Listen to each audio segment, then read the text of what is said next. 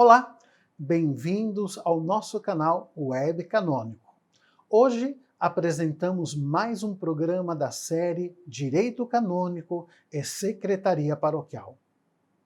Você já se deparou com a realidade de alguém que foi procurar alguma certidão, algum registro na paróquia, e a paróquia informa de que o registro não foi encontrado ou que houve um incêndio e se perderam todos os registros da paróquia? Nessas situações, o que fazer para provar a recepção dos sacramentos? Você tem a resposta a essa pergunta? Não? Então fique conosco que hoje você vai descobrir.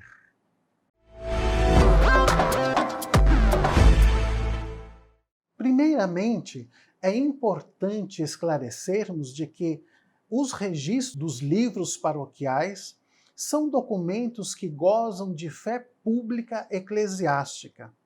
E, portanto, as certidões que são emanadas a partir dos livros paroquiais são documentos que possuem fé pública e são o principal e o mais importante meio de prova da recepção de um sacramento.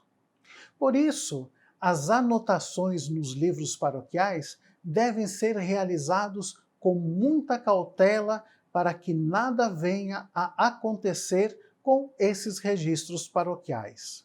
Contudo, quando por alguma circunstância esses registros são perdidos, existe um outro meio da pessoa poder provar de que recebeu os sacramentos. Os sacramentos que são registrados nos livros paroquiais são o sacramento do batismo e matrimônio.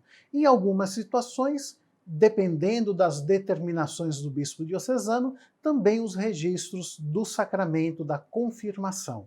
Quando algo acontece e esses registros se perdem, a pessoa pode comprovar a recepção desses sacramentos através do chamado juramento supletório. O juramento supletório pode ser tanto uma declaração de uma testemunha, como o juramento da própria pessoa. Embora a declaração e o juramento sejam termos conceitualmente distintos, nós, para este estudo, vamos considerar como sendo similares e o modo de proceder que vamos abordar também se aplica igualmente, quer para a declaração, quer para o juramento, que nós então chamaremos ambos de juramento supletório. Por quê? Porque vai suprir a falta da prova documental. Vejamos o que o Código Canônico nos fala a respeito. Cânon 876. Para provar a administração do batismo, se não advém prejuízo para ninguém, é suficiente a declaração de uma só testemunha acima de qualquer suspeita, ou o juramento do próprio batizado, se tiver recebido o batismo em idade adulta. Cânon 894. Para provar a administração da confirmação, observem-se as prescrições do Cânon 876. No que diz respeito ao batismo e à confirmação, para que seja provada a sua recepção, basta a declaração de uma testemunha acima de qualquer suspeita. Essa prova testemunhal, ela pode ser utilizada desde que não produza nenhum prejuízo a uma terceira pessoa. Para saber quem é que pode prestar o testemunho, nós vamos recorrer, por analogia, às normas do direito processual canônico. Vejamos o que diz o Cânon 1550, parágrafo 1º. Não sejam admitidos a testemunhar menores com menos de 14 anos e débeis mentais, mas podem ser ouvidos por decreto do juiz, no qual se declara ser isso conveniente. Portanto, para que alguém possa ser testemunha de que alguém recebeu o sacramento do batismo ou da confirmação, essa testemunha deve ter pelo menos 14 anos de idade e não pode ser uma pessoa com deficiência intelectual. Acima dos 14 anos, com pleno uso de suas capacidades intelectuais, a pessoa pode testemunhar, desde que a pessoa seja acima de qualquer suspeita. Uma pessoa acima de qualquer suspeita é uma pessoa de que goza de uma boa fama de veracidade. Por exemplo, se uma pessoa já tem uma fama reconhecida como uma pessoa que costuma dizer inverdades, então essa pessoa não pode ser chamada para testemunhar. A mesma coisa pode ocorrer da pessoa se tornar suspeita para ser uma testemunha se ela tem algum interesse na prova daquele sacramento, se ela vai receber algum benefício. Então também se torna uma pessoa suspeita, então não poderia ser admitida para testemunhar o batismo. E um outro ponto também importante é que quem vai prestar uma declaração como testemunha através do juramento supletório, essa pessoa tem que ter participado da celebração do sacramento. Caso seja uma pessoa que não esteve no ato da celebração, ela seria uma testemunha indireta, uma testemunha de que, eu ouvi dizer que a pessoa foi batizada ou que a pessoa foi crismada. Isso gera uma insegurança jurídica e não é um testemunho consistente para ser meio de prova seguro. Resumindo, pode ser testemunha a pessoa a partir dos 14 anos, com plena faculdade intelectual, que seja uma pessoa acima de qualquer suspeita e que tenha participado da celebração daquele sacramento que ela está testemunhando.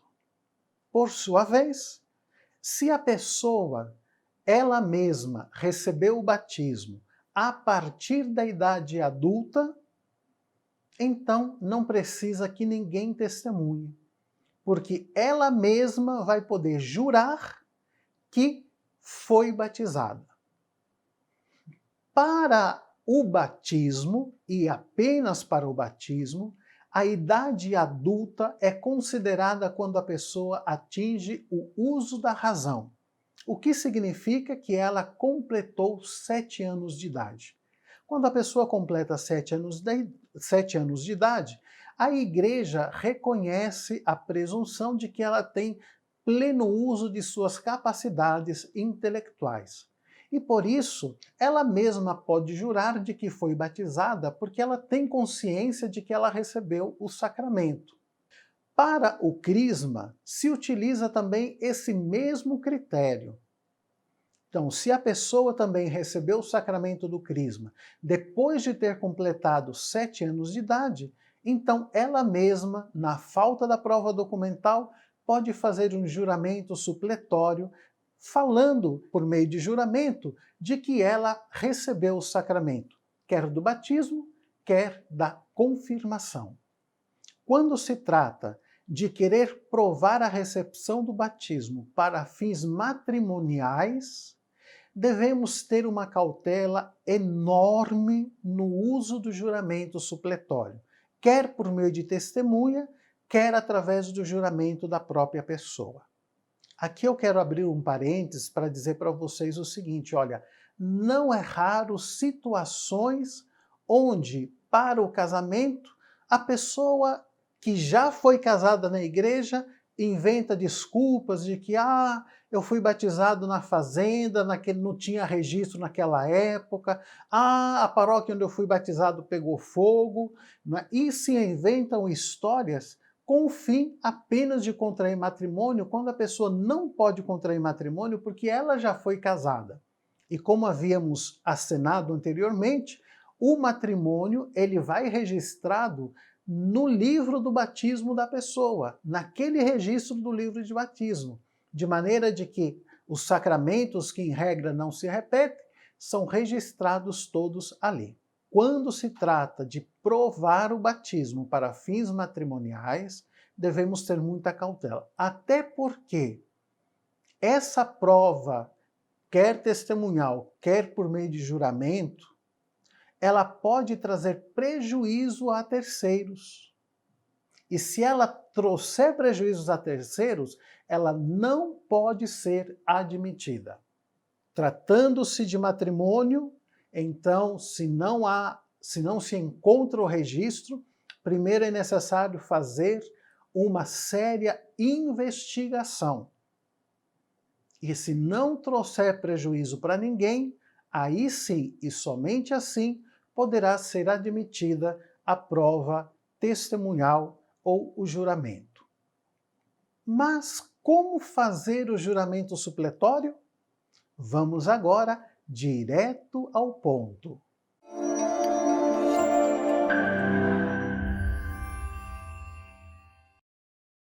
Para a realização do juramento supletório, nós podemos seguir os seguintes passos. Primeiro, a pessoa chega na paróquia para fazer o juramento supletório, você peça para ela colocar a mão na Bíblia e ela vai fazer o juramento de dizer a verdade. Para a pessoa fazer o juramento é coisa simples, basta usar alguma fórmula mais ou menos da seguinte forma: por estes santos evangelhos que toco com minhas mãos, juro dizer a verdade e somente a verdade nesse juramento supletório. Pronto, a pessoa fez o juramento de dizer a verdade. A partir dali, você vai colher algumas informações. Por exemplo, se se trata de uma testemunha, você vai perguntar para ela: você participou da celebração do sacramento? Se ela não participou, já falamos de que ela não pode ser testemunha, ou o testemunho dela não vai ter uma segurança jurídica, uma credibilidade necessária para a prova que se quer fazer. Então, primeiramente, você pergunta: você participou da celebração desse batismo, dessa crisma? Em que data foi? Ainda que a pessoa não lembre exatamente dia, mês e ano, mas pelo menos ela tem que ter uma ideia temporal de quando foi que aconteceu a celebração daquele sacramento. Em qual igreja? De qual cidade?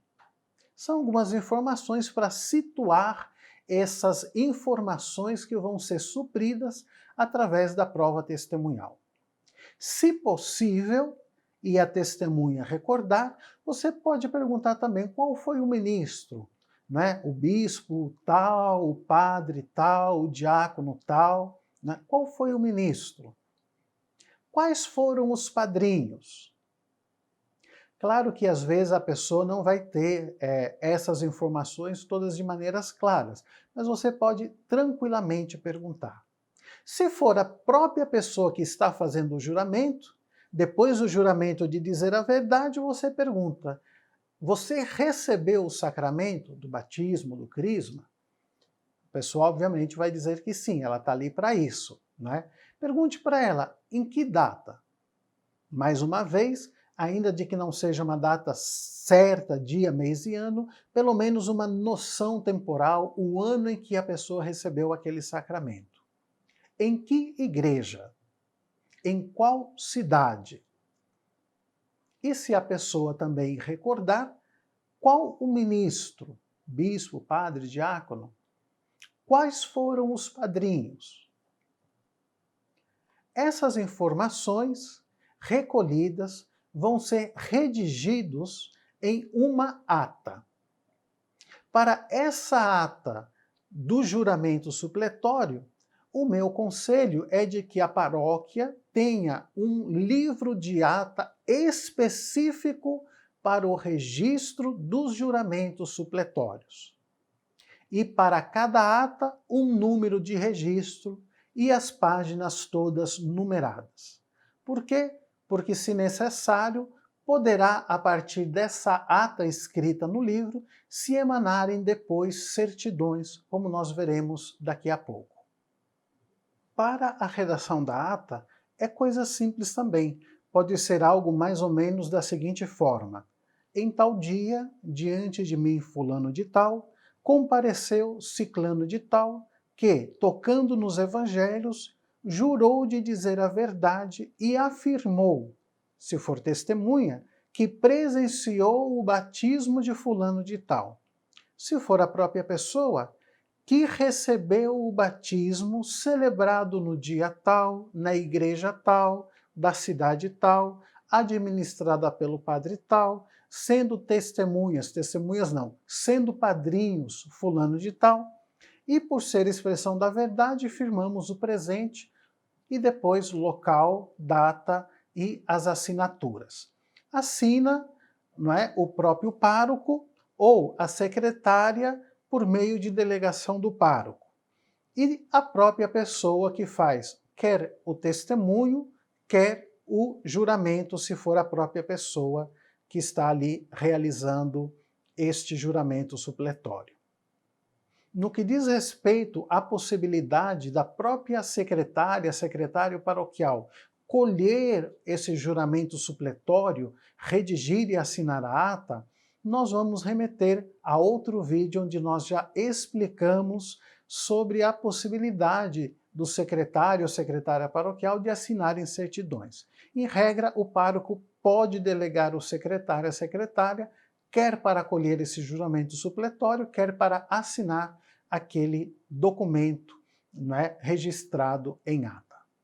Fique atento porque cada diocese pode ter normas específicas a respeito do juramento supletório. Se houver, você deve, obviamente, respeitá-las.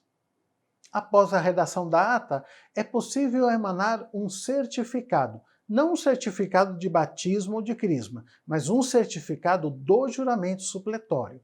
Um certificado que diga mais ou menos o seguinte: certifico que em tal dia, nessa paróquia, compareceu fulano de tal, que testemunhou que ciclano foi batizado, ou então, quando é a própria pessoa, compareceu fulano de tal, que jurou que foi batizado em tal lugar, tal dia, tal hora e tudo mais. Então, você preenche uma certidão com as informações que constam na ata. Pois bem, chegamos ao fim de mais um programa da série Direito Canônico e Secretaria Paroquial. Se você está curtindo o nosso conteúdo, se inscreva no nosso canal do YouTube, deixa o seu like para mostrar que você está gostando do conteúdo e se inscreva para não perder nenhuma novidade. Se você tem alguma dúvida ou gostaria que algum tema fosse abordado em nossos programas, mande um e-mail para esse endereço eletrônico que aparece na sua tela. Nós estaremos, na medida do possível, respondendo às dúvidas através desta série Direito Canônico e Secretaria Paroquial. Nós chegamos ao fim, um forte abraço e até mais!